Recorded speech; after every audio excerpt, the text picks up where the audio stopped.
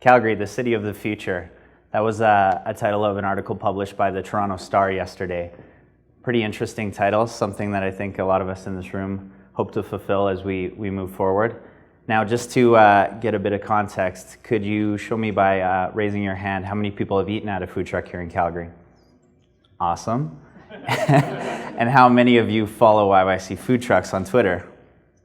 All right, it's at YYC Food Trucks if you guys want to get that going. I just wanted to kind of prelim that with that line of what people are talking about in other cities and about Mayor Nenshi, and I think that's a really important thing that it has really helped this food truck revolution come to life. And it wasn't until 2010 that I kind of had this idea with my good friend Brittany to bring food trucks to Calgary. We had seen it in other cities, the excitement behind it, everybody's enthusiasm, how it created this public engagement, and we thought it was a great opportunity to share this with Calgary.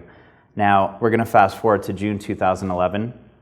A little bit of adversity in my life prior to this.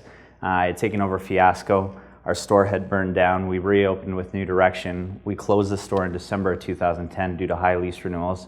And in the spring of 2011, I had a fire in my condo building that was pretty severe.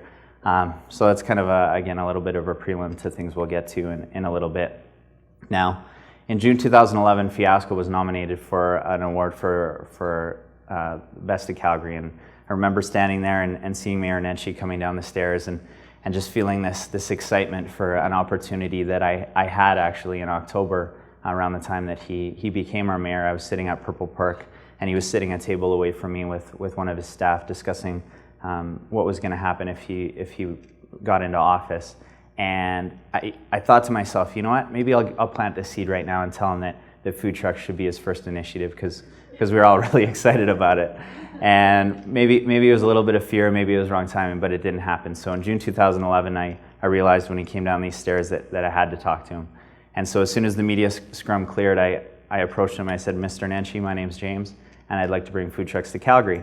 And I recall him kind of giving me this hoorah about, what was, an idea and had been talked about, and he kind of brushed it off with the fact that there was too many rules and regulations that we'd have to get through to make this happen. And I looked him straight in the eye and I remember saying, no, you don't understand. Like I've done my due diligence. I really think this is something that Calgary needs. And it was from that idea and everything that happened in that moment that we went back and we sat in the office and we kind of thought about, what if he does call us? What if this does come to life? And we were very hopeful for it. So about a month later, I got an email from the mayor's office cordially inviting me to a roundtable session where we would discuss the possibility of food trucks. And I remember looking at the CC line and seeing that there was the who's who of Calgary, the head of police, parks, recreation, Alberta Health Services, the mayor's office, all these people that could yay or nay the food truck project on the spot.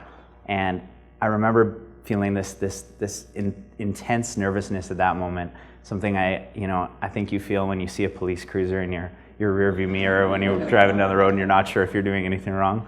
I'm sure you guys can relate to that. And nonetheless, I was dead set on bringing this to life with Calgary. So I'm reminded of an article I read about luck and how all of us have the same amount of luck. Same as Steve Jobs, same as Mark Zuckerberg, all these people, we all have the same amount of luck. It's really about what we do when with that luck when it presents itself. And I look at a guy like Steve Jobs and he died in his 50s, that's pretty unlucky, but he realized at a moment in his life when he realized that emotion was the #1 selling factor for a product and creating this culture around it, that was his luck and he did his best with it. So I was pretty determined to take this luck of being engaged by the mayor's office and turn it into something bigger. Now, the first meeting with the city was kind of cool. We walked into the room, Brittany and I remember seeing the likes of Valley Burger and Pierogi Boys and Fries and Dolls, other people that we didn't know but were equally as excited as us about bringing this food truck culture to Calgary. And we sat there with the mayor's office and all these people, and they shot questions at us, and we answered them. And we answered them so well, actually, that within 68 minutes of our second meeting, we had food trucks. We were given the green light. And I remember walking into the foyer of City Hall, and we were all high-fiving, getting excited. And then we looked at our calendars, and we were like, holy shit, this is in 10 days. And like none of us were finished our trucks. It was absolute pandemonium. We're all running out of City Hall, like what are we gonna do? And I remember going back to the place where we were building our top secret gelato truck and saying we had to get this done. And we were figuring out that night how we were gonna get the actuator to stay open on the window and how this generator was gonna power all the machinery in the truck, and you know how we were gonna make this thing look like a real food truck, like the ones you see on TV, you know? So we put this thing all together, and I remember at 8:48 we were driving from Inglewood Summit Signs because we had to put the decals on the morning of because of rain, straight to Stephen Avenue to set up, and we got there and we're getting the window open and we're all excited, and I kind of stood there for a moment and I was like, this is weird. It's kind of cold and it's kind of rainy and there's 0 people around. I think the only place that was open was Cafe Rosso down the way, but there's nobody going in there either. So we were all kind of nervous, but lo and behold, at around 11 o'clock, 5,000 people descended on Stephen Avenue to see what this food truck's sort of culture was all about. And it was crazy. It was like so many people, and I was thinking to myself, like, does nobody work on Friday, or what's the deal? Like, this is crazy. And Lorna Wallace from the mayor's office approached me, and we shared a hug because we were so excited that this had come to life. And I remember her asking me how I felt that day, and I still get a little tingly saying it, but I said to her, I feel like this is the best day of my life because I had seeded this dream, and with the hard work of a lot of people, it came to life. And you know, I'm just a normal person, and I was able to transform a city with the help of a lot of people by doing something as innovative and neat as food trucks.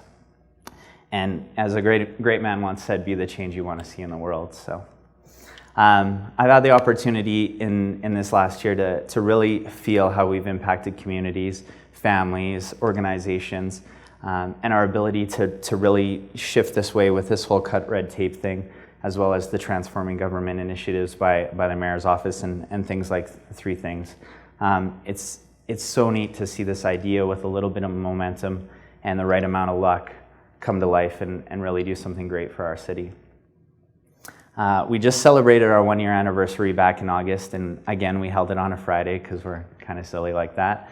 And we were in the East Village, and we set up 20 trucks, and we closed the road, and again we had no idea what to expect. It's Friday, everybody works, right? Well, we estimated that there was 9,000 to 10,000 people that came down to celebrate Food Truck's 1-year anniversary. And actually one of the food trucks who makes cupcakes made these YYC food truck cupcakes that, like, I was just like, how does this even happen? Like, I couldn't even get my head around it. And actually this kid, Kaz, he's got a little blog called Kids Love Food Trucks Too. You can find him on Twitter. He's 5 years old, and this kid plays food trucks. Like I used to play dump trucks or Hot Wheels. This kid plays food trucks. His mom and dad built him a cardboard food truck that looks like the Fries and Dolls truck, and he plays food trucks, like he makes meals, and it's like blows my mind. His hat says Calgary Food Trucks. His shirt's got his Kids Love Food Trucks Too on it. He's got his little pen and notepad there, and he goes around and he writes notes and blogs about it. I'm not sure that he probably just tells his mom. I'm sure he's not like opening his iMac at the coffee shop and writing a quick blog post, but it's pretty neat to see this impact. And I think I realized through all of this that there's a secret ingredient into all of this, and I think that some people here already touched on it. And really it's not about the trucks, and it's not about getting a meal.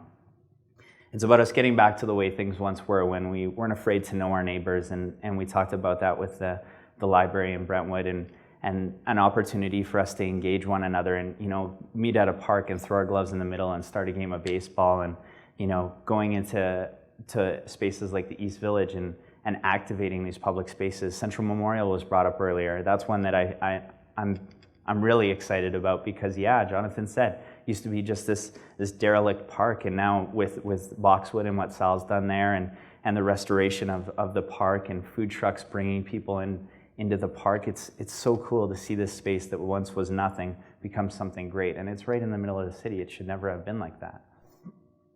I think that one of the things that is a sort of a touch point for me when it comes to the success of YYC food trucks is the fact that it's local, it's small business, and, you know, everybody's collaborating and creating these relationships within the food truck industry, whether it be with the mayor's office or with us as food truck individuals, or you as our customers coming forth and being really excited about what the food trucks have to offer.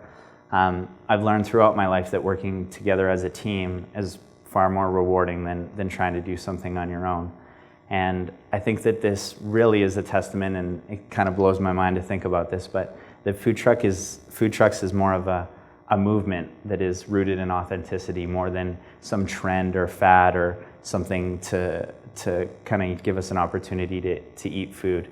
I think it becomes a great social equalizer, because when you look at the lineups at the food trucks, you've got an oil executive next to a guy that's picking bottles, next to the mayor, next to some hipsters, and they're all having a conversation about the food or the truck or the East Village or what the mayor's office is doing or how cool all of this really is. And at the end of it, yeah, they get some tasty food out of it, but we're bringing it together. We're breaking down those walls and those bubbles like Mark talked about earlier.